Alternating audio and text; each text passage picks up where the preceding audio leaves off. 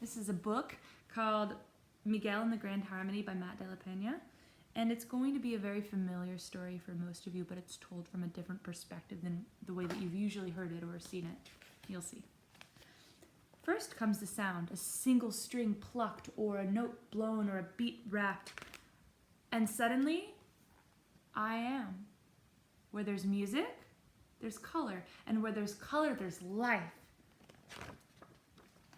I roam this vibrant city, determined to keep the gray at bay. La musica, I hear their hearts beckon. We need you.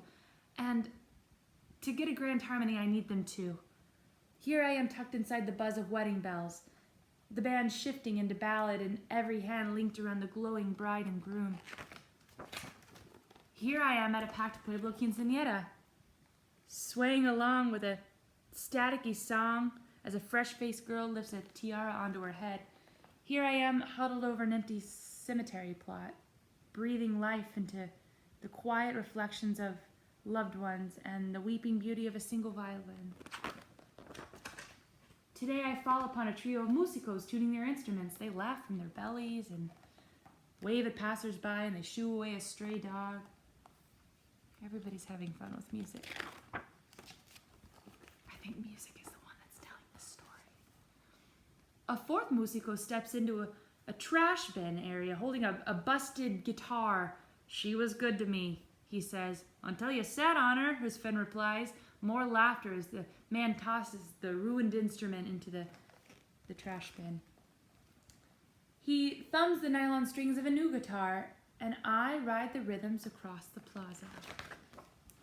By sundown, the alleyways are packed with people, and I leap from song to song. On warm nights like this, I am the city, and the city is me.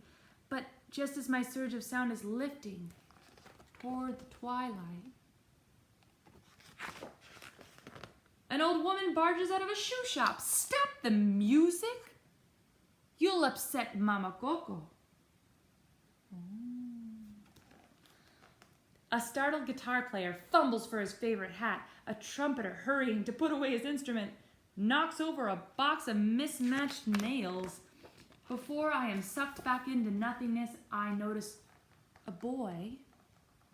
He holds a broom in one hand, a dustpan in the other, and while everyone else in the shop is busy making waves and waving away los músicos, the boy's eyes are glued to their guitars. There's music in his heart. He turns to look for me, but I'm already lost into a colorless void.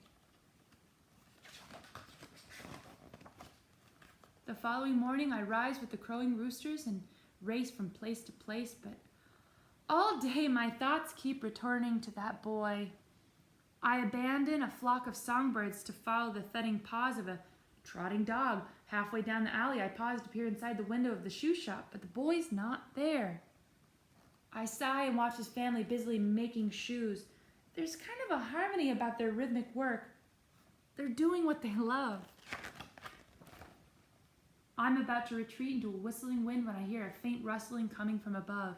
I climb the subtle sounds like a rope up to a roof, where I discover a secret attic. Inside, the boy is moving around the antenna of a tiny TV. I redirect his radio waves so that an old musical performance comes in clearly for him. The boy stares, transfixed. Then he pops a tape into an old VCR and hits record. He picks up his broom and holds it like a guitar, moving his fingers along invisible frets. When the song ends and the crowd begins to cheer, the boy rewinds back to the music again. Miguel! A man calls from below. Va vente a comer! The boy stops the tape and covers the TV and hurries out of the attic for dinner.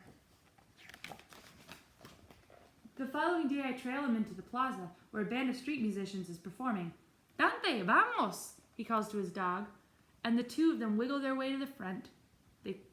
This close to the music, the boy's face comes alive. He belongs to the sound.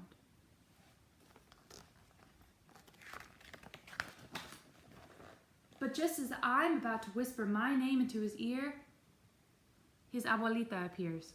She shoos away the stray and pulls the boy back through the crowds by his elbow. Mijo, stay away from the mariachis, she tells him. I know, but Do you want to upset Mama Coco? He shakes his head and follows her back to the shop.